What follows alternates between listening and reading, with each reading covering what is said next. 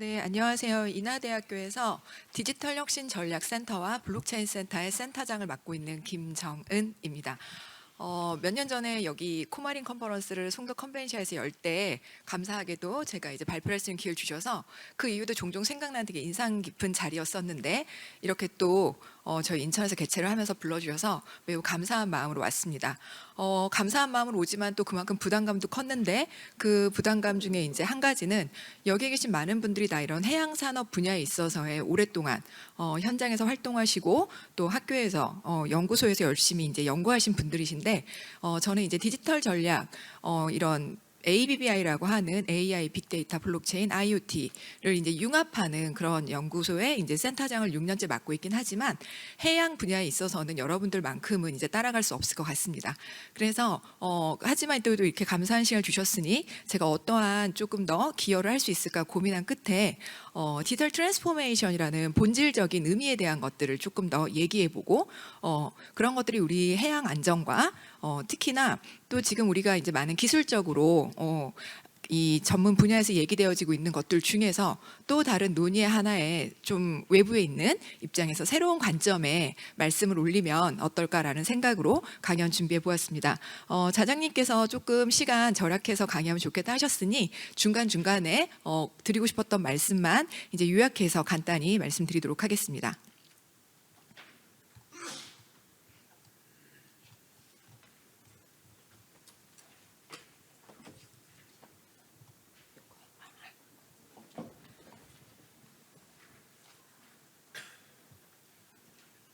이게 안 되나? 네, 마우스로 하겠습니다. 네, 잘 알고 계신 것처럼 우리 해양이라는 분야는 정말 멋진 분야인 것 같습니다. 전 세계의 70%의 영역을 차지하고 있는 곳에 대한 얘기인 거고요.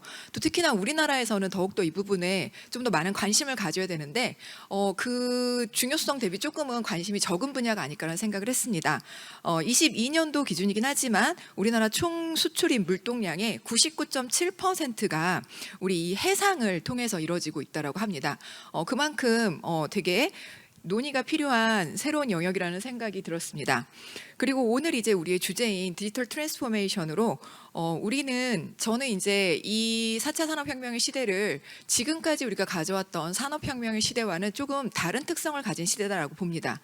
지금까지 산업혁명은 우리에게는 하나의 세상밖에 없었습니다. 아날로그 세상이라고 하는.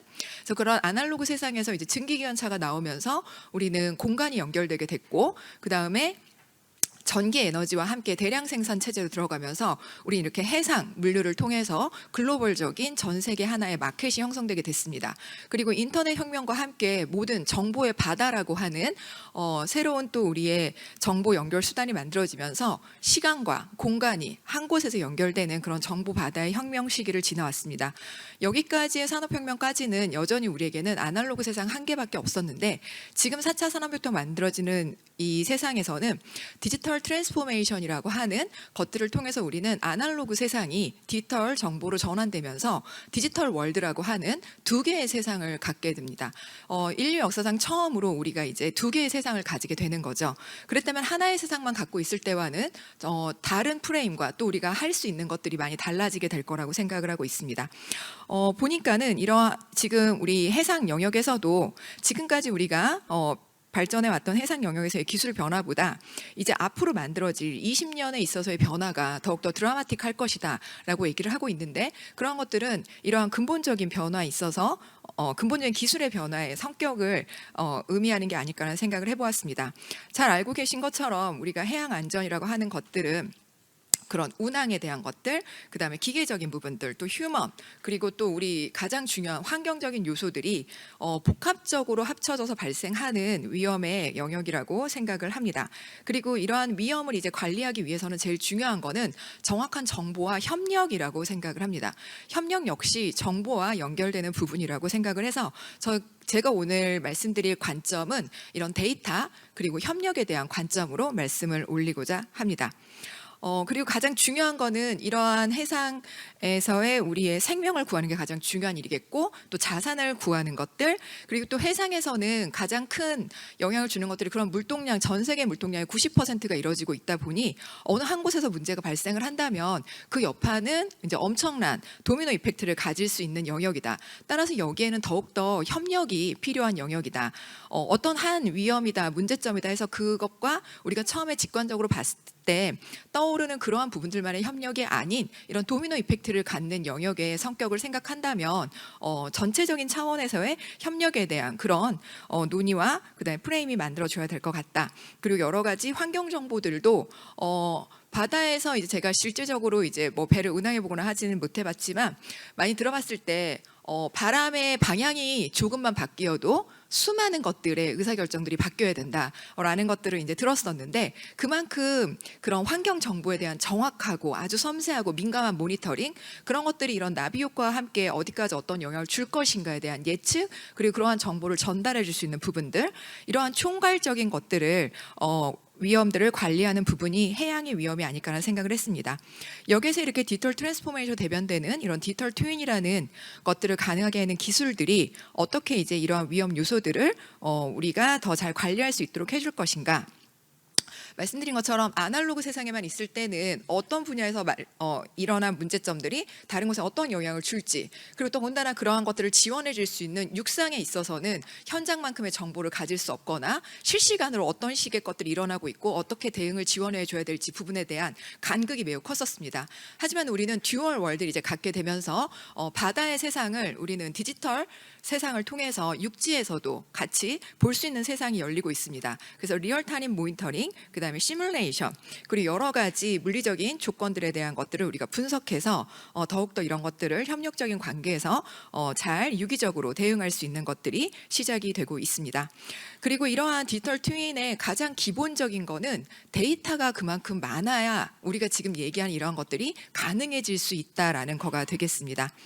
그래서 이러한 뭐 베네핏이라든지 기본적인 것들은 여기 계신 분들은 저보다 더 잘 알고 계실 거라고 생각을 하고, 또 자료에도 저희가 적어 놓았으니 이 부분은 간단히 넘어가도록 하겠습니다.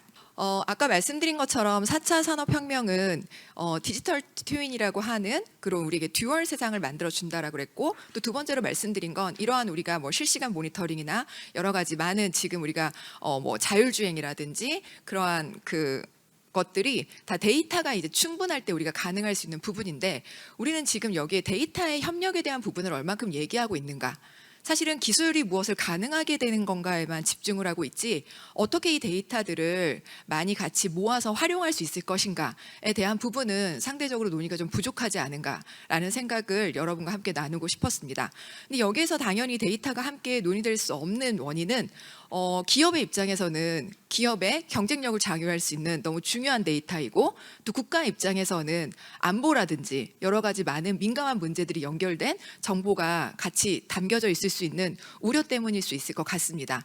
그렇다면은 이러한 부분들을 우리가 기업, 국가, 그리고 다양한 기관들이 어떻게 데이터를 하나로 모으고 그런 것들을 활용할 수 있게끔 하는 생태계를 만들 수 있을 것인가, 그 과정에서 그 데이터에 대한 안전성이라든지 그다음에 그 데이터가 누구의 것인가에 대한 것들은 어떻게 정확하게 확보해 줄 수 있을 것인가에 대한 얘기들을 더 같이 많이 논의해 나가야 되지 않을까라는 생각을 해보았습니다. 그리고 이러한 생각을 할 때는 우리가 지금까지 해왔던 생각의 프레임을 좀 바꾸면 어떨까라는 생각을 했습니다.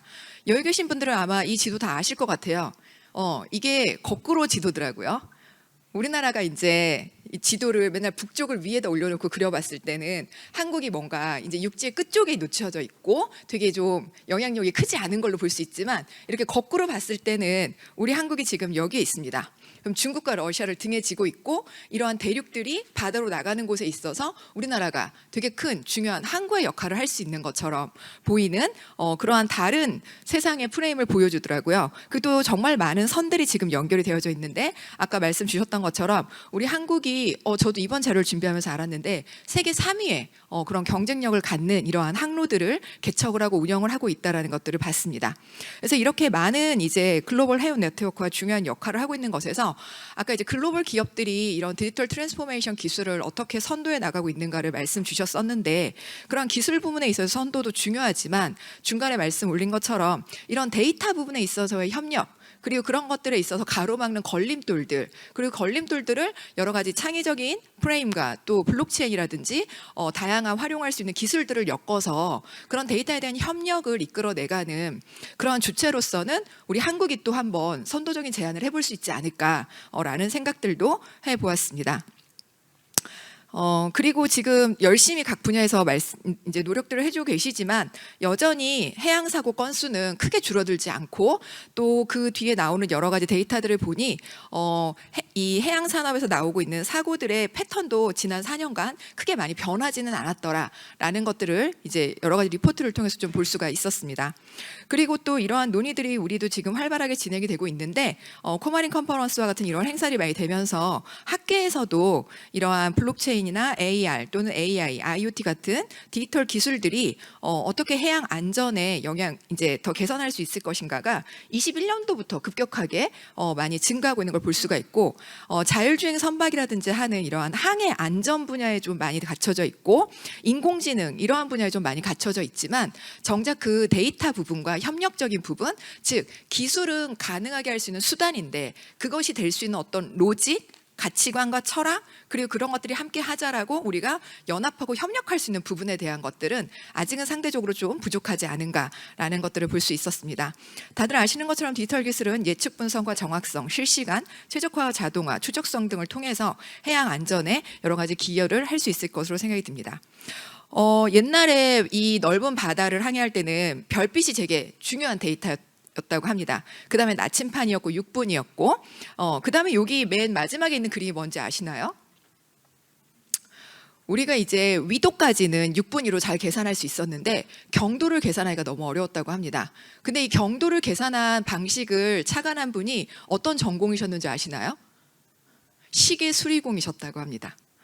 출발했을 때의 시간, 그 다음에 내가 지금 도착했을 때의 시간, 그 차이가 오차가 없게끔 이제 우리가 계산을 하면 경도를 우리가 정확하게 예측해낼 수 있다라고 합니다. 즉 디지털 트윈으로 정말 많은 데이터들이 모였을 때 직접적으로 우리가 해양이라든지 안전이라든지 이러한 유관 데이터들뿐만 아니라 수많은 창의적인 지식과 관련 분야에 대한 지혜들이 모였을 때 우리는 해양 안전에 새로운 관점의 안전, 이러한 것들을, 즉 아까 잠깐 말씀 올린 것처럼 여러 가지 해양 사고 건수가 형태가 크게 변하지 않고 그 수치가 크게 줄어들지 않고 유지되고 있다는 건 근본적인 원인이나 해결책이 우리가 항상 바라보는 관점에서 조금 머물렀던 것들도 있을 수 있다. 그래서 데이터를 모으는 것도 중요하지만 이러한 다양한 분야의 사람들의 지혜와 관점과 창의적인 아이디어들, 기술들을 모으는 것도 중요할 것 같다는 말씀을 같이 나누고 싶었습니다. 이러한 것들을 통해서 이제 우리는 데이터에 대해서 한번 좀 얘기해보자라는 말씀을 올렸고, 이러한 것들이 이제 여기 나오는 것들은 여러분들 다 잘 아시니까는 제가 이제 빠르게 넘어가도록 하겠습니다. 그래서 우린 자율주행이라든지 또는 항만을 새롭게 이렇게 스마트하게 관리한다라든지 이러한 부분들을 이제 국내외 기업들이 열심히 하고 있고, 이런 부분에 있어서는 경제적인 효과와 그다음에 사회적인 효과, 환경적인 효과, 여러 가지 많은 베네핏들을 얻을 수 있지만 그런 데이터와 관련된 부분에 있어서는 또 데이터 품질과 그다음에 사이버 보안, 또 상호 운영성, 또 이런 것들을 초반에 도입함에 있어서의 경제적인 비용, 또 새로운 인력과 기존의 인력들 간의 격차, 이러한 부분들도 여전히 우리에게는 챌린지적인 요소이기는 합니다. 하지만 이런 데이터 품질과 표준화 부분에 있어서 우리나라가 이렇게 에트리라든가 이런 것들에서 어떤 제안을 하고 그러한 것들에 기여를 하면서 선도적으로 이끌어 나가는 부분들을 봤을 때 아까 제가 생각하고 있었던 그런 데이터 부분에 있어서는 우리 한국이 조금 더 협력의 방법에 있어서 선도적인 것들을 얘기해 보면 어떨까라는 가능성을 좀 확인해 보았습니다. 요거는 말씀드린 것처럼 이러한 국제적으로도 이런 조난, 이런 위험 것들이 사실은 크게 변하지 않고 계속해서 유지되고 있더라. 이러한 부분들을 우리가 그러면 이런 디지털 기술과 함께 우리는 혁신적으로 해결할 수 있는 세상이 열렸는데 그런 것들을 우리에게 더 빠르게 가져올 수 있는 방법은 무엇이 있을까? 여기서 이제 잠깐만 더 한 가지 개념에 대해서 말씀을 같이 올리고 싶은 게 우리는 이제 인터넷이 이제 처음에 등장을 하게 되면서 HTTP 하이퍼텍스트 트랜스퍼 프로토콜이라는 것들을 가지고 전 세계가 연결이 되게 되었습니다. 지금 정보의 연결의 시작이라고 이제 생각을 하는데, 저는 이 HTTP가 우리의 협력의 새로운 패러다임을 우리에게 가져줬다는 생각을 합니다. 그 전까지는 저희가 과학 숙제를 해야 되고 해양 숙제를 해야 된다면 도서관에 가서 3층이 그 책 코너라고 하면 3층에 갔어야 되고, 3층에 들어가서도 관련된 책이 있는 책장에 가서 그 책의 챕터를 열어서 그 페이지를 여는 순차적인 정보의 접근이었습니다. 하지만 HTTP가 우리에게 등장하고 나서 우리는 비정형적이고 비선형적인 연결, 우리는 클릭으로 그러한 많은 것들을 뛰어넘는 그러한 연결들의 시대에 들어가게 됐습니다. 우리가 이러한 디지털 트윈 시대에 여러 가지 다양한 분야의 또 다양한 정보들을 가지고 더 안전한 바다를 우리가 만들어 나가기 위해서는 이런 비정형적인 비선형적인 연결을 열어준 이 시대의 특징을 잘 활용하는 그러한 패러다임을 한번 고민해 볼 필요가 있지 않을까를 같이 말씀 나누고 싶었습니다. 우리가 디지털 시대라고 하면서 데이터가 캐피탈이다, 데이터가 예전에 석유와 같은 새로운 에너지원이다, 이런 얘기들을 많이 하는데, 정작 그런 석유가 나오는 나라 너무 좋을 것 같아요. 그래서 우리도 지금 민감하게 이제 동해에서도 얘기하고 있고 한데, 우리는 그런 데이터, 석유, 데이터, 캐피탈에 대한 부분에 대한 것들을 조금 더 선도적으로 고민해보면 어떨까라는 화두를 던지고 싶었고, 전 세계 서버에 금광과 같은 이러한 많은 정보들이 존재하고 있는데 우리는 얼마나 이러한 데이터를 공유하고 활용하고 있는지에 대한 지표와 관리, 그리고 이러한 부분들이 왜 우리의 어떠한 장벽을 만들고 있는 요소들은 무엇인지, 또 우리가 지금 해양 사고가 저 정도로 일어나는 건 어쩔 수 없이 우리가 컨트롤할 수 없는 부분이야, 저 정도는 우리가 감내해야 하다라고 우리가 좀 당연하게 생각했던 부분들을 새롭게 우리가 한번 해결해 보자라는 그러한 결심을 하는 것들, 또 이런 안전을 최적화하기 위해 데이터를 활용하는 방식이 아까 그 H1 시계를 말씀드렸던 것처럼 좀 새로운 급진적인 변화에 대한 생각들, 새로운 관행, 사고방식, 이러한 것들을 같이 논의해 봐야 되지 않을까. 결국엔 해운회사, 보험회사, 분류협회 여러 가지 기관들이 수집 분석, 분류하고 익명화하고 공유하는 방법을 함께 만드는 것에 대한 논의가 필요할 것 같습니다. 즉 오늘 말씀 올리고 싶었던 부분은 많이 지금 논의하고 계신 그러한 해운 쪽에서의 디지털 기술과의 접목, 이러한 것들이 디지털 기술의 활용에만 지금은 조금 초창기다 보니 초점을 둔 발전에 대한 관점이 아닐까 싶습니다. 근본적으로 데이터의 생성과 그 연결, 그리고 디지털 기술의 활용이 다양한 주체 간에 이루어지는 진정한 협력 경제 메커니즘에 대한 구현도 함께 고민해 보았으면 좋겠습니다. 그에 대한 아이디어를 마지막으로 말씀 올리고 끝내고자 합니다. 여기 적힌 이 5가지는 이 수학자이자 진화 생물학자인 마틴 노악이 어떻게 우리는 협력을 할 수 있는가, 경제학에서는 죄수의 딜레마 이론이 매우 유명하고 꼭 전공하시지 않은 분들도 많이 알고 계신 개념으로 생각을 합니다. 두 사람이 잡혀갔는데 나만 혼자 자수하면은 나만 혼자 감옥에 오래 있게 될까 봐 다 같이 자백을 해서 다 같이 감옥에 오래 있게 됩니다. 네, 우리는 어쩔 수 없이 이러한 생명체는 자연의 상황에 있을 때는 이러한 그 죄수의 딜레마 같은 선택을 할 수밖에 없다고 합니다. 하지만 여기에 특정 메커니즘이 작동을 한다면 우리의 이러한 특성이 협력을 하는 방식으로 진화가 될 수 있다라고 하고, 그러한 5가지 협력의 메커니즘을 마틴 노악은 반복 평판, 공간 선택, 다수준 선택, 혈연으로 잡아 보았습니다. 저희는 이러한 부분들이 블록체인에서 말하고 있는 토큰 이코노미라든지 여러 가지 디지털 증서나 어떤 스마트 컨트랙트로 만들어질 수 있는 규율들이 이러한 것들을 한번 우리가 시도해 볼 수 있는 또 기술적인 가능성을 열어주고 있다라고 생각을 합니다. 그래서 이러한 다양한 기술들, 또 다양한 관점에 대한 것들, 또 우리가 어떻게 다 같이 협력할 수 있는 부분으로의 그러한 그 인센티브 설계, 이러한 부분들을 할 수 있을 것인가를 조금은 새로운 관점에서 여러분과 함께 얘기 나눠보고 싶었고요. 이 그림은 이제 마지막 그림으로 제가 준비해 보았는데, 아마 이 그림 많이 아시겠지만 아마라스 로라고 지금 우리에게 가장 많이 생각해 봐야 될 부분인 것 같아요. 우리는 이 초반에 새로운 기술이 나오면 와, 이 기술이 우리에게 당장 이러한 세상을 열어줄 것 같아라고 과대평가를 한다라고 합니다. 근데 좀 이제 지나가다 보면은 아니 근데 뭐 나 사실 일하는 데서 크게 바뀐 것도 없는 것 같고 나 잘 모르겠는데 그냥 다 허상이고 그냥 말로만 되고 안 되는 거 아니야? 이제 그렇게 좀 지친다고도 합니다. 근데 그 지쳐갈 때쯤 이러한 많은 자리들에서 또 각 연구기관들에서 기업들이 만들어진 많은 노력들이 이제 많은 사람들이 그 혜택을 보고 있게 되는데 정작 그 시점에 가서는 그러한 기술 덕분에 우리가 이렇게 새로운 세상에서 새로운 방식으로 우린 더 안전하고 우린 더 윤택한 사회를 갖게 됐지를 인식하지 못한 채 또 살아가고 있다고 합니다. 이러한 부분은 인터넷이나 스마트폰만 생각하더라도 너무나 지금 자연스럽게 생각하게 된 그러한 요소들이 아닐까 싶습니다. 이러한 이제 세계들이 더 빨리 우리에게 올 수 있기 위해서는 이러한 기술들에 대한 연구와 함께 데이터에 대한 새로운 관점, 또 새로운 협력의 생태계와 인센티브 설계에 대한 부분들, 이런 것들을 여러분과 함께 얘기 나눌 수 있으면 좋을 것 같아서 이렇게 구성을 해 보았습니다. 네, 경청해 주셔서 감사합니다.